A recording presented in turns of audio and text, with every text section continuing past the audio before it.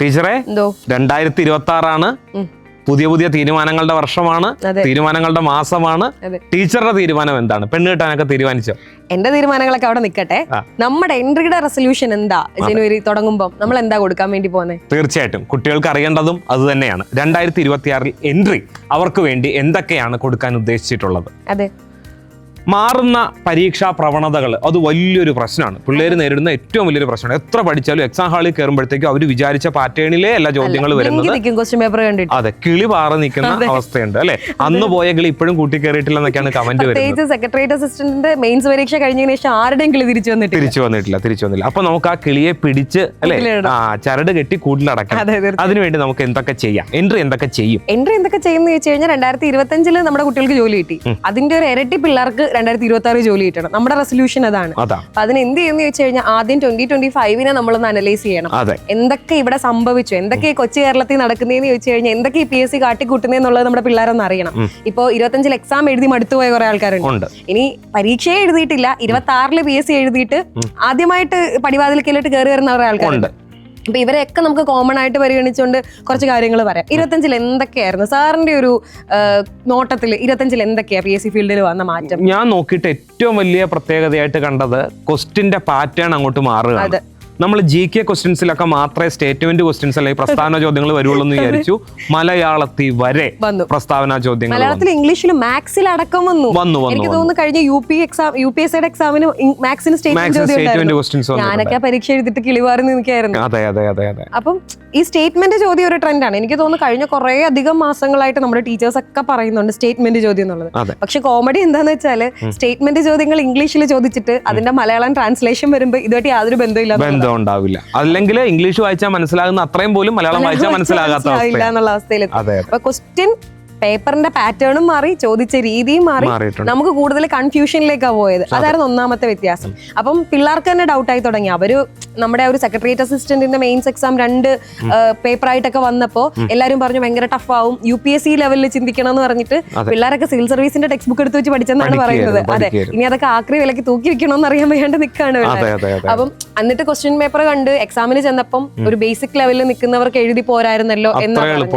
അതെ, എന്നിട്ട് 140 മുകളിൽ കട്ട് ഓഫ്. അപ്പൊ എന്തൊക്കെയാണ് PSC നിനക്ക് വയ്യേന്ന് ചോദിക്കേണ്ട അവസ്ഥ, എന്താണ് നീ കാട്ടിക്കൂട്ടിക്കുന്നതെന്ന് ചോദിക്കേണ്ടതാണ് അവസ്ഥ.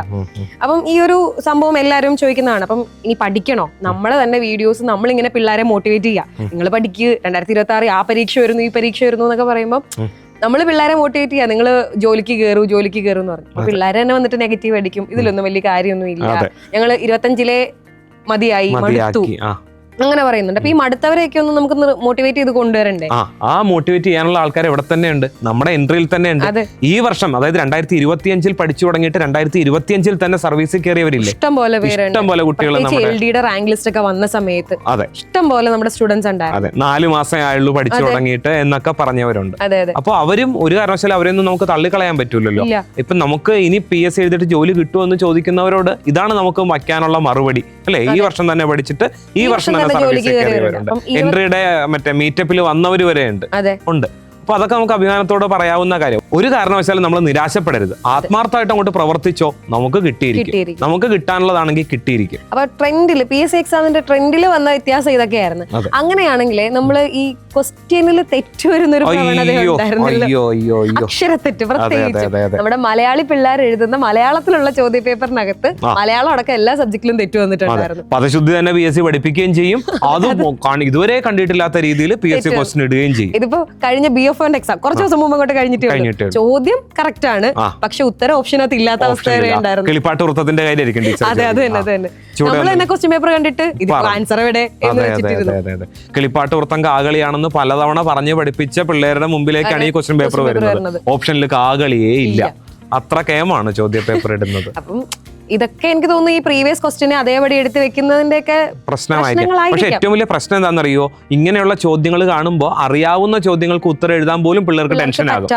ഈ അറിയാവുന്ന ചോദ്യങ്ങൾ ഇങ്ങനെ ഇവര് കൊണ്ട് തെറ്റിക്കുമ്പോഴത്തേക്കും അവിടെ ഡിലീഷൻ വരും, പിള്ളേരുടെ മാർക്ക് കുറച്ചുകൂടെ പുറകിലോട്ടായി പോകും. തീർച്ചയായിട്ടും. അപ്പം ഈ എനിക്കൊരു ഡൗട്ട് തോന്നിയത്, ഇപ്പം മലയാളം അടക്കം എല്ലാത്തിലും ഈ ക്വസ്റ്റ്യന്റെ തെറ്റ്, പിശക് ഇതൊക്കെ നമ്മൾ പറയുന്നുണ്ട്.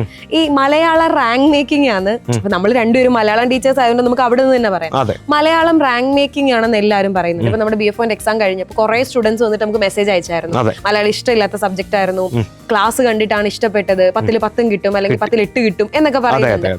അപ്പൊ ഈ റാങ്ക് മേക്കിംഗ് ആണെന്ന് പറയുന്നതിനകത്ത് എന്തെങ്കിലും വാസ്തവം ഉണ്ടോ? തീർച്ചയായിട്ടും ടീച്ചറെ, 10 മാർക്കാണ് ഔദ്യോഗികമായിട്ട് അവർ പറഞ്ഞിരിക്കുന്നത്. ക്വസ്റ്റ്യൻ പേപ്പറിൽ 10 മാർക്കാണ് മലയാളം. പക്ഷേ ക്വസ്റ്റ്യൻ പേപ്പർ എടുത്ത് നോക്കിയാൽ എത്ര ഉണ്ട്? 13ഉം 14ഉം ചോദ്യങ്ങൾ മലയാളത്തിൽ നിന്ന് ചോദിക്കും. അടക്കം വരുന്നുണ്ട്. അതെ, 114 മാർക്ക് മലയാളത്തിൽ നിന്ന് കിട്ടും എന്നൊരവസ്ഥ വന്നാൽ എന്താ സംശയം? മലയാളം റാങ്ക് മേക്കിംഗ് തന്നെയാണ് അല്ലെ.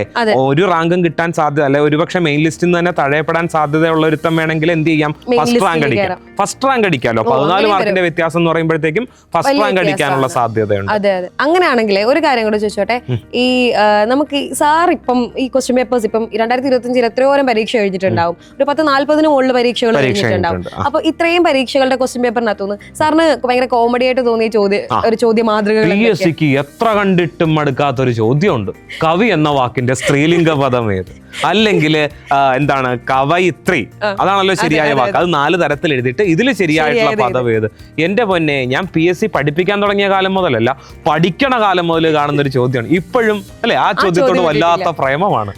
ആ ചോദ്യം ഉണ്ട്. അങ്ങനെ കുറെ ചോദ്യങ്ങൾ ഇങ്ങനെ റിപ്പീറ്റ് ചെയ്ത് ഇപ്പം GST നിലവിൽ വന്നത് 2017 നടന്ന സംഭവമാണ്. പക്ഷെ ഇപ്പോഴും PSCക്ക് അത് കറണ്ട് അഫയറിന്റെ കൂട്ടത്തിലാണ് ചോദിക്കുന്നത് എന്നുള്ളതാണ്.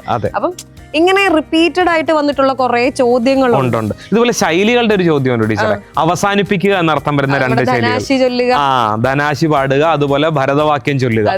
ഇത് രണ്ടും തിരിച്ചും മറിച്ചും ഒരു വർഷം തന്നെ LDCക്കൊക്കെ സ്ഥിരമാണ് ഇത്.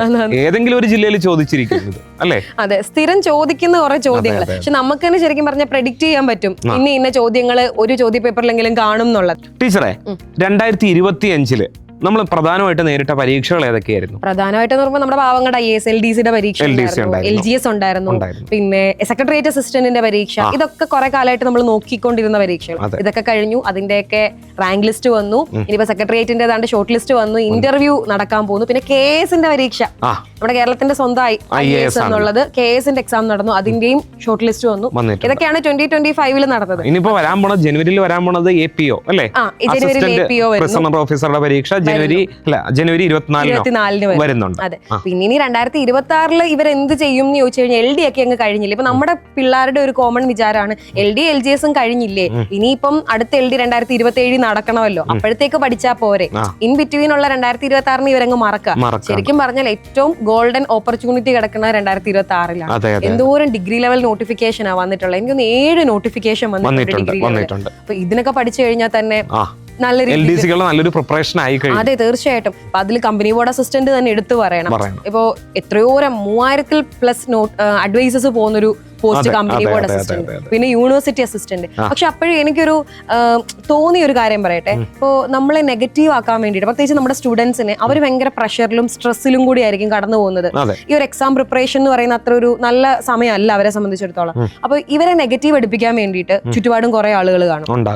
ഒന്ന് വീട്, നാട്, ചുറ്റുപാട്, ചുറ്റിൽ നിൽക്കുന്ന ആൾക്കാർ. ഇതുകൂടാതെ നമ്മുടെ കമന്റ് ബോക്സിലും വന്നിട്ട് നെഗറ്റീവ് പറയുന്ന കുറെ പേരുണ്ട്. അവർക്കൊക്കെ നമ്മുടെ പിള്ളേർ തന്നെ തക്ക മറുപടി കൊടുക്കുന്നുണ്ട്. കമ്പനി ബോർഡ് അസിസ്റ്റന്റിന് പഠിക്കേണ്ട, യൂണിവേഴ്സിറ്റിക്ക് പഠിച്ചാൽ മതി, ഇതിന് രണ്ടിനും പഠിക്കേണ്ട, പ്രൊമോഷൻ ഇല്ല. ഇനിയിപ്പോ നമുക്ക് 30-ാം തീയതി ബെബ്കോ LDയുടെ നോട്ടിഫിക്കേഷൻ വരാം, അതിന് തീരെയും പഠിക്കരുത് എന്നൊക്കെ പറഞ്ഞ് നെഗറ്റീവ് പഠിപ്പിക്കാം. ഞാൻ എപ്പോഴും ഈ ലൈവില് കയറുമ്പോഴത്തേക്കും നമ്മുടെ പിള്ളേരോട് പറയുന്ന ഒരു കാര്യമുണ്ട്.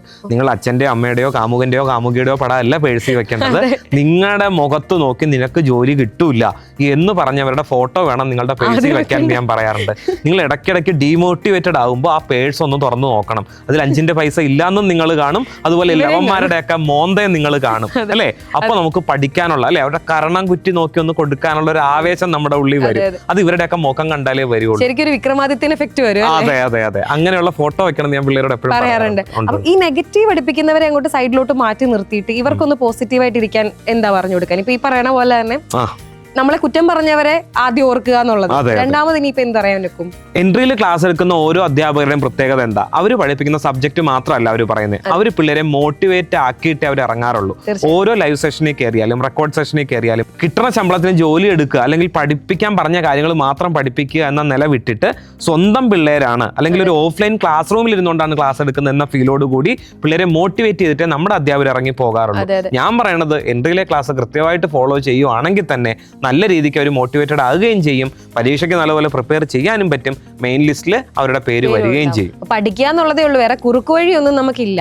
നമ്മളിപ്പോ പഠിച്ചു തുടങ്ങിയാൽ ഏതൊരു എക്സാമും നമുക്ക് എഴുതാൻ പറ്റുന്ന രീതിയിൽ നമുക്ക് ക്ലിയർ ചെയ്യാൻ പറ്റും. കാരണം ഞാൻ എപ്പോഴും ഇവർക്ക് പറഞ്ഞു കൊടുക്കുന്നത്, നിങ്ങൾ ഡിഗ്രി ലെവലിൽ നിന്ന് പഠിച്ചു തുടങ്ങുക, ഒരു ഡിഗ്രി ലെവൽ എക്സാമിന് പ്രിപ്പയർ ചെയ്യുന്ന മാതൃകയിൽ നിങ്ങൾ തുടങ്ങുക. അങ്ങനെയാണെങ്കിൽ ഏതൊരു എക്സാമും നിങ്ങൾക്ക് സിമ്പിൾ ആയിട്ട് എഴുതാൻ പറ്റും. നമ്മള് ചിലപ്പോൾ ഒരു LGS ലെവൽ, ഇപ്പൊ കമ്പനി ബോർഡ് LGS വന്നിട്ടുണ്ട്, അതിനുവേണ്ടി മാത്രമായിട്ടിരിക്കുന്നവരുണ്ട്. ഈ PSC ഒരു എക്സാം എന്നുള്ളത് ഓക്കെ, നമ്മളൊരു എക്സാമിന് വേണ്ടി മാത്രം മുന്നിലിരിക്കുന്നു, അതിന്റെ മാത്രം സിലബസ് എടുത്തു വെച്ച് പഠിക്കുന്നു എന്നുള്ളതൊക്കെ ശരി തന്നെ. പക്ഷെ ഇത് ഒരു സിസ്റ്റമായിട്ട് ഇതിനെ കണക്കാക്കിയാൽ അതല്ലേ നല്ലത്? അതെ, തീർച്ചയായിട്ടും അത് തന്നെയാണ് നല്ലത്. നല്ലൊരു സ്ട്രാറ്റജിയാണ് ടീച്ചർ ഇപ്പൊ പറഞ്ഞത്. എല്ലാവർക്കും ഫോളോ ചെയ്ത് ഉയർന്ന ലിസ്റ്റിൽ തന്നെ അല്ലേ? അതെ, നല്ല റാങ്കുകൾ മേടിച്ചിട്ട് നല്ല രീതിയിൽ ജോലി കിട്ടി പോവുക എന്നുള്ളതേ ഉള്ളൂ. ടീച്ചറെ, നമ്മൾ നമ്മുടെ ഈ സെഷൻ അവസാനിപ്പിക്കാൻ പോവുക. ടീച്ചർക്ക് അവസാനമായിട്ട് നമ്മുടെ പിള്ളേരോട് എന്താ പറയാം? ഈ വർഷത്തിന്റെ അവസാനം ടീച്ചർക്ക് എന്താ നമ്മുടെ പിള്ളേരോട് പറയാം? ഈ വർഷം അവസാനത്തിലോട്ട് എത്തി നിൽക്കുന്നു. ഇപ്പൊ ജനുവരി 1 തൊട്ട് പഠിക്കാൻ നമ്മൾ പറഞ്ഞു. അപ്പം എങ്ങനെ പഠിക്കാൻ ഇവർക്കൊന്ന് ചാർജ് ആവണ്ടേ? തീർച്ചയായിട്ടും നമ്മളെ പുച്ഛിച്ചവരും കളിയാക്കിയവരും മാറ്റി നിർത്തിയവരും കുറെ കാലമായിട്ട് PSC പഠിക്കുന്നുണ്ടല്ലോ, ഒന്നും എങ്ങും എത്തിയിട്ടില്ലല്ലോ, നീയൊക്കെ പഠിക്കാൻ പോയത് തന്നെയാണോ എന്നൊക്കെ ചോദിച്ച് കളിയാക്കിയവർ ഒരുപാട് പേരുണ്ട്. ഇവരുടെയൊക്കെ മുമ്പിൽ ഞാൻ പഠിച്ചതാണ്, ഞാൻ പഠിക്കാൻ തന്നെയാണ് പോയത് എന്ന് പറഞ്ഞിട്ട് അത് നേടി ആ നീല ടാഗ്, നമ്മൾ എപ്പോഴും പറയും ഭയങ്കര സ്പിരിറ്റ് ഉള്ള ഒരു സാധനം, ഭയങ്കര കിക്കാണ് അതിന്. ആ നീല ടാഗ് കഴുത്തിലിട്ട് ആ അഡ്വൈസ് ലെറ്ററും കൈപ്പിടിച്ച് അല്ലെങ്കിൽ അപ്പോയിന്റ്മെന്റ് ലെറ്ററും കൈപ്പിടിച്ച് നമ്മുടെ പ്രിയപ്പെട്ടവരെ, നമ്മുടെ അച്ഛനാകാം, അമ്മയാവാം, നമ്മുടെ പങ്കാളിയാകാം, കുട്ടികളാവാം, ഇങ്ങനെ പല രീതിയിൽ ഉള്ള നമ്മുടെ പ്രിയപ്പെട്ടവരെയും കൊണ്ട് നമ്മൾ ആ അപ്പോയിന്റ്മെന്റ് ലെറ്ററും കൊണ്ടുപോയി സൈൻ ചെയ്യാൻ പോകുന്ന, രജിസ്റ്ററിൽ സൈൻ ചെയ്യാൻ പോകുന്ന മൊമെന്റ് ഉണ്ടല്ലോ, ആ മൊമെന്റിനെ മാനിഫെസ്റ്റ് ചെയ്യാനേ ഞാൻ എപ്പോഴും പറയത്തുള്ളൂ. കളിയാക്കിയവരുടെ മുമ്പിൽ കൊടുക്കാൻ പറ്റുന്ന ഏറ്റവും വലിയ മറുപടി അത് മാത്രമാണ്. അപ്പോൾ ആ ദിവസത്തിന് വേണ്ടി ഞാൻ എപ്പോഴും എല്ലാ ക്ലാസ്സിലും പിള്ളേരോട് പറയും, നമ്മൾ വെബിനാറിന് കയറിയാലും ലൈവിന് കയറിയാലും ഒക്കെ ഞാൻ പറയുന്നതാണ്, ആ ദിവസത്തെ നിങ്ങൾ മാനിഫെസ്റ്റ് ചെയ്യുക. നിങ്ങൾക്ക് അത് കിട്ടുന്നു. നിങ്ങൾ ഡേ 1 നിന്ന് നിങ്ങൾ തുടങ്ങി 1 ഡേ നിങ്ങൾ അവിടെ എത്തുന്ന ദിവസത്തെക്കുറിച്ച് മാത്രം ആലോചിച്ച് അതിനെക്കുറിച്ച് മാത്രം സ്വപ്നം കണ്ട് അങ്ങ് പഠിക്കാൻ ഇറങ്ങുക എന്നുള്ളതേ ഉള്ളൂ. അതിന് ആ ഒരു ജേർണിയിൽ നിങ്ങളെ പിന്നോട്ട് വലിക്കാൻ വേറെ ഒന്നും കാണത്തില്ല. ലക്ഷ്യം നല്ലതാണ് എന്നുണ്ടെങ്കിൽ നിങ്ങൾ ഒരിക്കലും പിന്നോട്ട് പോവില്ല. അത്രേ ഉള്ളൂ. നമ്മുടെ കുട്ടികളോടും നമുക്ക് ഇത് തന്നെയാണ് പറയാനുള്ളത്. അതായത് 2025 ഡിസംബർ 31 വരെ നിങ്ങൾ എങ്ങനെ ചിന്തിച്ചു, എന്ത് പ്രവർത്തിച്ചു എന്നുള്ളതല്ല. ചരിത്രത്തിൽ നാളെ നിങ്ങളുടെ പേര് അടയാളപ്പെടണമെന്നുണ്ടെങ്കിൽ 2026 ജനുവരി 1 മുതൽ നിങ്ങൾ എന്താണ് ചെയ്യാൻ പോകുന്നത്, നിങ്ങൾ എന്താണ് പ്രവർത്തിക്കാൻ പോകുന്നത് എന്നതിനെ ആശ്രയിച്ചിരിക്കും. അതിനായി ഒട്ടും അമാന്തിക്കേണ്ട. നമുക്കിപ്പോൾ തന്നെ പഠിച്ചു തുടങ്ങാം. എൻട്രി ഉണ്ടാകും നിങ്ങളോടൊപ്പം.